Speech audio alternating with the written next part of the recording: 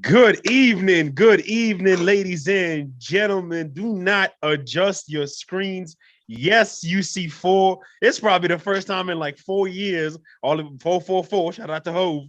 We got Ty. I am not forget everything else happening right now.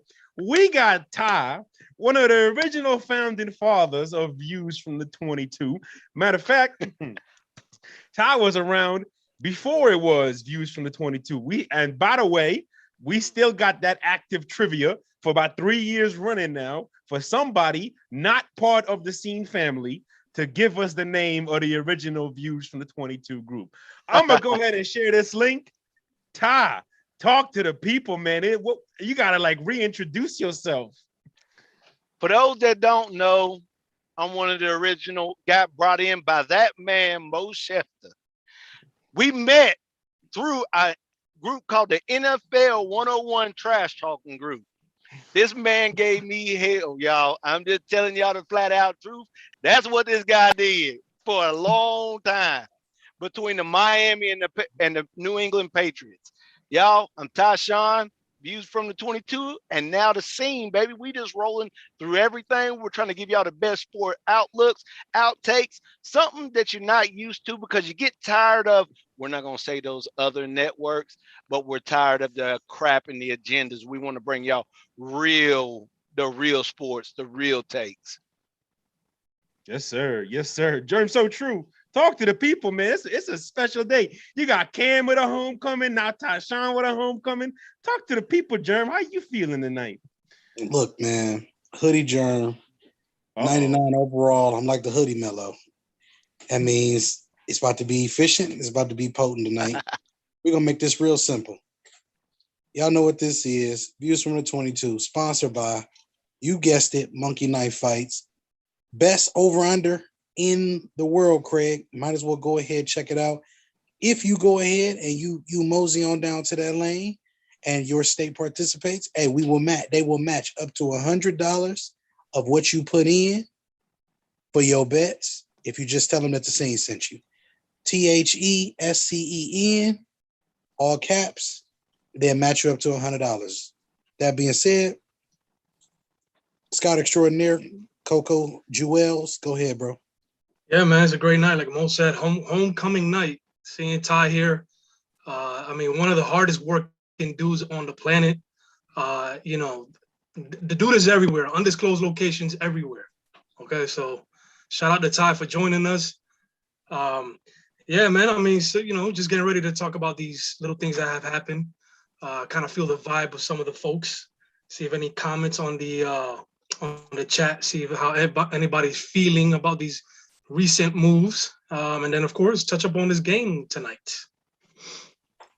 Yes, sir. Excuse me, I am just sharing the links here. A lot to talk about, fellas. No, let's start with a couple things. Number one, the Bucks yesterday signed Brashad Perriman back to the lineup. Nick Chubb, more important news for this Sunday. He tested positive for COVID-19, which means the Browns currently only have one active running back on the roster, and his name is Dearness Johnson. Make sure you tune in Sunday because I'll tell you this, we got a special breakdown of the Browns versus the Patriots. This is going to be a special game with major implications going forward. So make sure you tune in Sunday, 11:30 Eastern a.m. Views and Views, week 10. But let's get to some of the more major news of the evening. Fellas, let's start with Odell Beckham Jr. Now, this news here broke about 2-3 hours ago. We weren't sure where he was going to sign. We knew he had about 6 teams that were interested, including the Saints, including the Patriots. But we also knew that the Packers were one of the more serious contenders. What we did not know was that the Blue and Yellow Express would be adding another passenger on November 11th, 2021. So yes, for the second week in a row, me and Big Shot had to pull over. We had to make some room. We had to get it all prepared and set because we got a new guest on the Blue and Yellow Express, and his name is Odell Beckham Jr. Indeed, signing with the Los Angeles Rams. Now, listen, there's a lot to get into. So let's just start. You know what? Let's go with you, Germ, since you seem so eager about this one. Let's start with you. How impactful is this signing for the Los Angeles Rams? First and foremost, let me just make sure I say this now so we can be clear on record. Von Miller doesn't help them on defense because they still have a problem stopping the run. And number two, Odell doesn't help them on offense because you still have to make sure that you connect with Odell in order for this thing to work. The most important player on the Blue and Yellow Express is Matthew Stafford. If you believe in Matthew Stafford, Mo, then you and Big Shot got bigger fish to fry. That's all I'm going to say.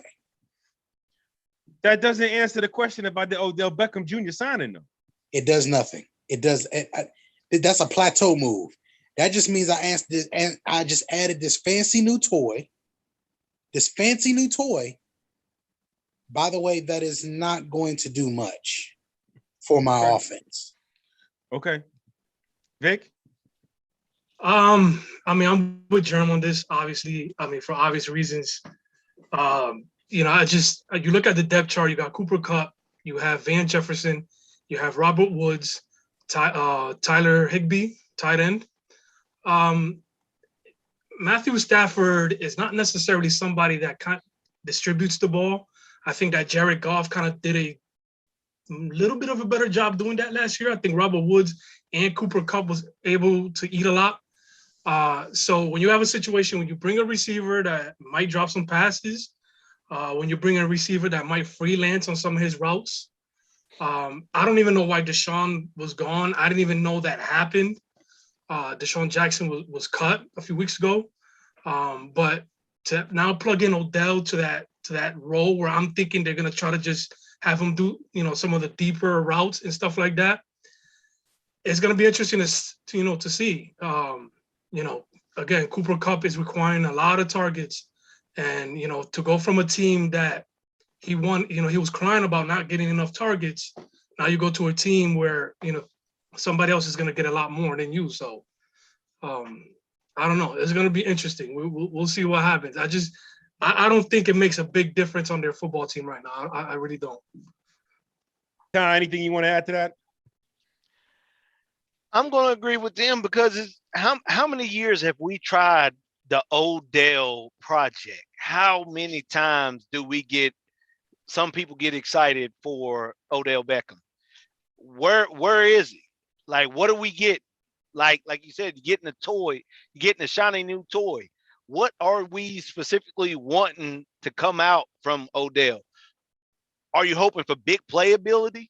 Are you hoping for a consistent, just a route runner? Are the drops going to stop? If he gets unhappy, is he going to start going into his shell and disappearing, and you're not going to be able to do anything with him? So is it more of a headache to bring him in, or is it a small help? Over the years, it hasn't really showed much that he's much of anything. You see more in the news for dealing with stuff that's off field. I mean, it's not stuff that'll get you in trouble, but it's stuff like it's annoying stuff. You get tired of seeing it. So I agree with y'all. Let me start there. But here's where I think this move could prove to be impactful. Do I think long term it'll be impactful? No. Do I think that for this year it could? Well, let me pause on that, because if it does become impactful, then it's probably going to make Robert Woods expendable just because of age. Now it starts with health. If he stays healthy, that's step number one. Step number two, he's got to look at his peers. And when I mean look at his peers, I'm not trying to be disrespectful towards anybody here. I'm not talking about Adam Thielen or Calvin Ridley or Cooper Kupp, his teammate, or you could name them. I'm talking about you go down the list, the Antonio Browns of the world, the Julio Jones of the world, the DeAndre Hopkins of the world, Larry Fitzgeralds of the world. I'll even go back so far as say the Hines Wards of the world. As they got older, they had to realize certain things. But just to keep it as precise as possible, let's keep it on AB. AB went to Tampa Bay with Mike Evans and Chris Godwin, and he understood I am not the absolute man in this locker room, even though AB is. For Odell, I think to go somewhere where there's structure, to go somewhere where he doesn't have the pressure to be the man, to be the reason why butts are in seats, and to go somewhere in an offense where his strengths can just be plugged right in and he can just fit into a role rather than you bringing him in. Go ahead. Just one question. You do know that this is still a West Coast offense. What is that? So like again? This is. I don't know if, and this is just me being honest. I don't know if he fits in a West Coast system. I think this you is need more Air Coryell, air raid stuff for him because we still want him to challenge deep. And this West Coast offense, this is where you're asking him to be more precise with routes. Yeah, but I mean, and then that's why they were saying, and not to cut you off, but I'm gonna let you go right after this. But then that's also where they were saying the stuff about him, quote unquote, which we hate the term, freestyling routes. Because in a West Coast system, we're going to be asking him to do a lot more route running than we're going to be asking him to do anything else. For timing purposes, of course. Right. A lot of timing. Yeah, and that's why. So that's a segue back to you. And I understand all that, but there are still like this. This isn't this offense for the Rams. There's still a sophistication to it. You know what I mean? Like despite the hiccups they have here and there, that shouldn't take away from how good of an offense it's been overall under Sean McVay. There's been a few hiccups, sure, but that's with anybody. We understand the flaws that exist, but we also understand the strengths and the uniqueness, and that a player like Odell with his explosiveness, where again he's not going to be asked to be the man. He's not going to be the focus. There's going to be places they can move him around and he can fit. And those times when the two guys were struggling, or when that main guy like Cooper Kupp was getting focused on, well, now, Odell's just going to add it. He's still Odell Beckham Jr. Like he's still that big of a name when he steps on the field that you got to give him a certain amount of attention. I mean, he was still shit. Look at what his pops posted. Like there are still times where he was open. There are still times where he is beating guys so clean off the line of scrimmage that you can get it to him 9 yards away and he's taking it 90 yards later. He still has that explosive dynamic that no other receiver for this Rams offense really has. No disrespect to Cooper Kupp, but there is just a different level of explosiveness when we're talking about these elite level athletes such as Odell Beckham Jr. So how long will that take? How long will what take? For him to get any targets from Stafford? How long are we? I mean, I'm not saying he's going to go out there this Sunday and get 6 targets, but I guarantee you the first time he laces up those boots, they're going to get him some targets. They're going to get him involved. They're going to get him acclimated. I mean, because you bring up the Antonio Brown situation, but like I said before, Matt Stafford is not exactly the distributive type, in my opinion. I mean, I bet we can look up on the targets and that. So let's do this. Yeah, let's do this. Let's table this conversation. We'll pick it back up on Sunday. We'll talk more about it. Let's talk about the other big news of the day. Cam Newton. We kind of like flirted with it, mentioned it, hinted it, thought of the possibility, and now it's happened. He is going back home. He's coming home. He's coming home. Cam Newton is back where he belongs. Cam Newton is back with the franchise that is his franchise. He is back in the stadium that he built. Like it's that simple. I think this is a very big move for the Panthers and their franchise and their organization and their fans, because they know they got a pretty exciting team, and now they feel like they got their general back. How successful he'll be, I don't know, but it certainly, there's a big reason for hype in Carolina right now. Vic, your thoughts on this move? I mean, to me, this is obviously a bigger move. It's the quarterback position first and foremost. Sure. And, if I had to choose between Sam Darnold and Cam Newton, as much as I think that, they're kind of borderline NFL starters these days, I'm going to pick Cam Newton. And of course, that's a big factor is coming home, playing for a stadium that, for fans that he's, accustomed to, that he grew up basically in the NFL doing. And, another big move for them is Christian McCaffrey coming back, last week. And he should little bit by little get, more targets, more carries than he did last week. And I think they had a good connection. I think him and McCaffrey was excellent. So I would not be surprised if this gives this offense a major boost. I would not be surprised because it just brings a different element. I mean, we've talked about before, Cam Newton's presence is different. He's just the type of dude that he walks into a room, he's going to demand a lot of, attention. So whether he can get some accurate passes downfield is obviously remains to be seen.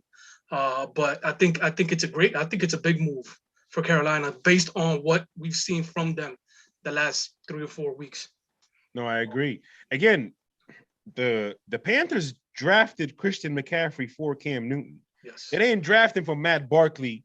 They didn't draft him for what was that dude's name? Josh Brady or Kyle Brady or something. I don't even know what his name was. Kyle Allen. Yes. Kyle Allen. Yeah. I listen, whatever. I'm gonna shut my mouth. They didn't draft him for Teddy Bridgewater. You know what I mean? They didn't draft him for PJ Walker. Like, they drafted Christian McCaffrey for Cam Newton. Mm-hmm. And the identity of Cam Newton's Panthers still lies within the personnel. So it's going to be I really think this is a great signing for them. Ty? The man's coming back home. He was an electrifying presence the first time he was there. He brings life to the stadium. Mm-hmm. Like you said, it's already fitting. Mm-hmm. So now you got Christian McCaffrey looking like, I got my road dog back. Mm-hmm. Can his body hold up? If Christian McCaffrey's body holds up, man, we're going to get some fireworks, regardless of whether Cam Newton throws. Yeah, all right. Both of them. Can they both hold up? It's going to be interesting. Because we know that they're a good enough defense to take themselves to the playoffs. The defense alone. The offense is what's been overloading the defense lately. So if we can get that, and just it's not even that they got to do much. They just got to sustain drives like they used to. Smash mouth football, like Germ loves to say, February is where you win the games with the run game. If they can do that and sustain these long drives, it don't even matter. The defense can force turnovers and can force to win the game in these low scoring. It's hard to beat a team like that late in the year. Germ? Great points. Yeah, definitely. First thing, I just want to say the whole thing about Carolina for me was they never gave him more talent to begin with. That was helpful. They still have the same issue they had when he left. Offensive line. That seems to be the bigger issue right now for Carolina is the offensive line. Now, will they rally around Cam and play a little bit better? We're going to see. Is DJ Moore and Christian McCaffrey, enough for this offense to continue to click and move with Robbie Anderson and those type of guys? I mean, let's not forget how important Curtis Samuels was to this Cam-led team as well. Mm. So now I want to see what they're going to do. What offense are we going to be engulfed in now? With Matt Rule being the offensive coordinator, head coach, because the influence of the offense is on him. Coming from that Baylor system a couple of years ago. me and Vic will tell you, Baylor's system is a lot of false action on one side and a lot of action on the other side. So I don't know what we're going to see. And it has nothing to do with Cam. It has more to do with what are we going to be running? Or what are we going to be doing with the offensive line? So I'm not against the signing like this because I think Cam is immediately better than every quarterback y'all have in the locker room. And that includes Sam Darnold. 100%. So I don't want to see him fail because I feel bad for Cam in certain regards because I still think Ron Rivera ran him into the ground. Yeah, McCaffrey. Yeah, McCaffrey. And I don't disagree with the McCaffrey thing. McCaffrey got ran into the ground at Stanford. Let's not forget, we had a guy in Stanford that had about 500 touches in a season, it felt like. Yeah. And that's kick return, punt return, receiving, any snap he might have took a quarterback that turned into a run play and everything else. So it's interesting, man. I want to see what happens. Let's see what happens on Sundays moving forward. Defensively, Carolina is who they are. They have a lot of young, budding talent. They got Gilmore over there that kind of just solidifies that whole secondary now for what they want to do. Now, it's really simple. Can we score 24 points? Okay. I mean, listen, I think the fellas touched on everything needed. But just the feel-good theme of it all is that Cam is back in Carolina. You go back through the years, you go back through the highlights, you go back to that MVP season which was probably one of the most impressive seasons we've seen by a quarterback in the last 20 years. Yes. And when you put into account that we've seen arguably the most impressive seasons as a collection of quarterbacking over the last 20 years, it makes it even more impressive that Cam's in that conversation. Yeah, I mean, you look at the stats from that year, it was probably his best, passing, less turnovers. It was good. He had about 4,500 yards all purpose to go along with about 35 to 40 touchdowns. I mean, again, they were 15-1. You ask us from a logistical standpoint, if Lamar Jackson won unanimous MVP his year, Cam should have definitely been unanimous his year because that was a far more impressive year. And that's not even shade. That's just when you look at the overall everything of it, So shout out to everybody in the comment section. Tiffany's in there, First Lady's in there, Jay Ham in there, Ty Love in there. Big Shot. Thank you, Big Shot. Big Shot says if Von Miller and Odell was going to Tampa, energy'd be a little different. It's cool though. Thank you, Big Shot. Who said that? Who said that? Big Shot. Oh, okay. Big shot. Again, Mr. Zach West. Important comment here. Stoppage Time FC. Shout out to Stoppage Time FC. He says, I see y'all, but this isn't real football. There's only one football. Mira, otra vez, tú necesito escuchar esto. It is called football because your feet are the most important part of the game. You run that back, play it on YouTube, keep it in your mind, put it on the loop. Remember that. Yeah. Jaquan in there. Funny as hell. With that being said, Big Shot, let me say this to you right now, brother. Let me talk to you, brother. First and foremost, no, it would not be the same energy because you're right. Because if Odell went to Tampa, I would just ask, are they getting ready to get rid of somebody like Scotty Miller or one of these other guys? And also, if Von Miller went to Tampa, that would give them a quick twitch pass rusher to go with guys who set the edge very well. And then that would be a better combination than where he's going now in general, because he would then have a defined role with a team that does well at already stopping the run. Yeah, Tampa Bay already has run stuffers. That's all right. They need a quick twitch. No, but I kind of disagree with Germ. I think he's gonna make a difference in the Rams, but I get his point about the stopping the run. They're gonna still have issues there because he definitely has issues stopping the run. But in terms of a pass rush, like it should be better. It should be better. Don't worry. They're gonna clean up that run defense when Les Needs finds a way to get Roquan Smith next year. Let's jump into this game. We got about 5 more minutes. I'm just talking crap. We got the Ravens versus the Dolphins. We talking about homecomings. You had Cam, you got Ty, and now you got Lamar Jackson going back to South Florida, even though he's from Palm Beach County. Shout out to Boynton Beach. He is from South Florida. So is Hollywood Brown. Over under in this game is 46. The Ravens are 8.5-point favorites. I'm not sure what the latest on Tua Tagovailoa is, but I know he is a game time decision. And then so is Jerome Baker. He's also questionable. We'll see what I'll check it out in a second. We'll figure out what the latest is. But fellas, you know what, Ty? Floor is yours, sir. What you got? He had the prayer arm, so I want to know what that's about. Look, y'all, I'm just here to tell y'all, Jacoby Brissett is already. They announced that earlier that he's going to be the starter. Okay. Secondly, this is the Ravens. Miami, I think in the last 7 meetings, we have gotten absolutely blasted by the Ravens. We are dead last in offensive line. We are dead last in offense. We are one of the last in defense right now.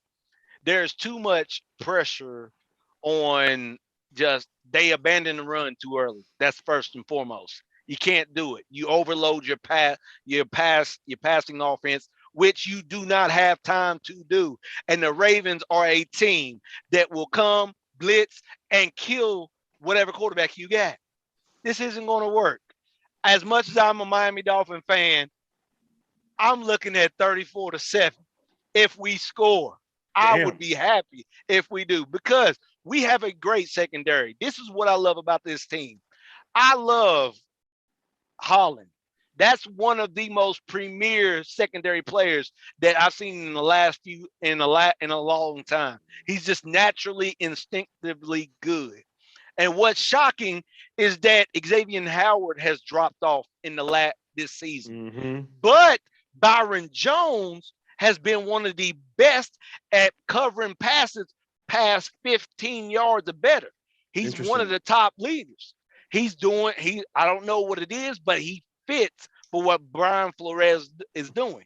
People are already calling for Brian's head. Listen, it's his 3rd season. You got to give him at least 1 more year to figure out what he's doing. The next thing, you got 2 offensive coordinators. One that I don't think has ever called offensive plays in the NFL. I think he came straight out of college. This dude is calling plays like he's still in college. It doesn't work. And then we got an offensive line coach who does not know week to week who he wants to put in. Jackson, to me, is one of the worst offensive line I've seen in the last couple of years.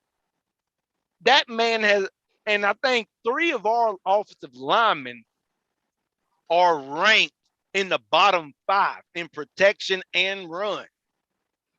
I don't think there's another team that's ever done that, where you had 3 of your starters are in the bottom in both departments. Hey. How does that work? Bro, man, Ty came prepared, bro. No doubt. He always does. We missed you, Ty. We really missed you. Yeah. And I will say this, though, because you spit in major facts, not to take away from your facts, but if you would have just came on as a black silhouette, we could have convinced people we had Randy Moss on the phone. Go ahead, Vic. Yeah, I mean, like I brought up before, and weeks prior to this, Ty, the 3 first-round picks for 2020 have been so disappointing. We were already we weren't already big fans of Tua. You knew that. But when you talk about Austin Jackson, who we had higher expectations for, and the corner who I'm not going to try to pronounce his name, who had some skills to be at least an above average starter, they just been disappointing. I mean, I don't even think the kid dresses for some games. So it's the kid from Auburn. Yeah. Igby. Just for short. Igbenegene. That's actually an easy name to pronounce. I don't understand. Igbenegene. Yeah. So, I mean, back to a little bit of what Ty touched up on. Last time these 2 teams met, it was a 59-10 score by the Ravens. big whooping there in 2019. Um, to touch up on what you talked about in their overall rankings, this is an offense for the Dolphins that is 30th. Not a shocker there, but to me, the most disappointing part is that defense, who is 30th. The pass is 30th. From what I've seen a little bit on the film, it does look like Byron Jones is playing well, but everybody else just seems to be off. It's kind of surprising based on the coach that they have, the coaching staff defensively. So I mean, it is very disappointing because I thought this team was definitely on an upswing, despite the lack of talent at quarterback. The defensively has been a very big disappointment. So I mean, for sure, the Ravens should be able to dominate this game. It is a Thursday game, but we'll see what happens. It's just not a good Dolphins football team. Germ, We making picks or we making predictions? just give me a little analysis. I mean, I think we all have the same. I mean, this is simple, man. If you the Ravens, you got to take care of business. This is you got to take care of business because you're gonna need to moving forward, knowing that you got these division games coming up. Take care of your business now, so you got to take care of it later. That's just where it comes down to. You the Dolphins, this is the perfect time for you to come in and get an upset special. Upset special because you have the athletes on the perimeter to make the passing game a little tighter. But do you have the athletes in the front seven to make do you have the athletes up front in the front seven to make things happen? To stop or contain Lamar for 60 minutes or enough time for you to score points. The best number for you to be able to beat the Ravens is going to be 27 points tonight. That's the key number. Miami, if you score 27 points and you run the football against this team, you'll be in a chance to be in a position to win. That's simple. Ravens, very simple. You don't even need to score a lot of points. You blitz all night. You make Jacoby Brissett rep all night. You do that, you're going to be in a position to win the game 9 out of 10 times. Yeah. I mean, just a couple things to respond to everybody's all great points. Protect Brian Flores at all costs. He is changing that culture in Miami. You need to give him a quarterback. As we talked about, my biggest fear is that Brian Flores is a placeholder, and we certainly hope that's not true. But there's already people calling for his head, which is already leading into the narrative that I'm sure Miami ownership will want to be out there whenever they do actually get their quarterback of the future and they can get the right head coach for the job. As far as the Ravens are concerned, I think, like Jerm said, this is a game they got to come in and handle their business. I think just the biggest difference to me with this Ravens team from years past, and it's something to keep an eye on, in the past when the Ravens got in the mud and they got behind and they got in that quicksand, you never really felt confident with Lamar Jackson to bring him back. I think it is safe to say Lamar has gotten to a point where he has improved enough that he understands how he can make explosive plays no matter the situation in the game, how to stay within the framework of the game plan, and how, he's showing some football maturity from a mental perspective in terms of how the game works and how the game unfolds. You can fix your posture, your face, your hoodie, everything, Germ. I don't think you can any denying that there's growth from Lamar Jackson, and it has been honestly a delight to watch. And I think this is going to be one of those games where they should come in there and just handle their business thoroughly. It is any given Sunday / any given Thursday, so we know funky things can happen, especially when you got a really great team and a really crappy team. You just really never know what's going to happen. But I do think the Ravens should come in there tonight and handle their business. Give me Baltimore 31-17. Dick, you got a score? Yeah, real quick. You know how I'm a big proponent for air yards, stuff like that. Kind of shows how good a quarterback can be throwing the ball downfield. Lamar is top 5 in yards per air yards, both and completed air yards and also depth per target. Lamar has been up there, so it's not okay. It's not going to be any more occasional deep shots. He's taking deep shots throughout the game, more than the average, which is good. He's and actually completing them. So he's definitely improved. But yeah, I mean, Ravens, of course, I'm gonna say 37. Oh man, 37-12. 37-12. Ty, your final score? One thing quick, as a fan of Miami, I just love the players. So I'm gonna get, for some people that don't know anything about Holland is probably the best player that's on that squad. He's consistently being ranked as one of the best players in, as the rookie. Also, Waddle has, I think, something around 54 catches, which is the most by a player in the short time that he's played. Waddle has played well. His hands, he does not drop passes. He is very good at what he does. It's just unfortunate they are not using him right. Also, a lot of people slept on Christian Wilkins. He is one of the best tackling defensive tackles, period. He is not missing, and he is making plays happen. It's just unfortunate where they are right now. And I've always been a critic of Lamar Jackson. My big thing has always been, when are we going to see him make the plays downfield? As y'all pointed out, he's finally doing it. Can he do it consistently the rest of this season? And can he completely do it in the playoffs? Because if he is, it's dangerous because he's one of the most creative runners, but he's also the smartest runner because unlike Michael Vick wanted to prove a point by taking on and getting down late. Lamar Jackson will get the yardage and get out of bounds, or he'll get down before you get a chance to get a clean shot at him. As far as this game, let's go to Ravens. Unfortunately, I got to go with the Ravens. 34. I'll give it 34-10. Okay. Jern, final score?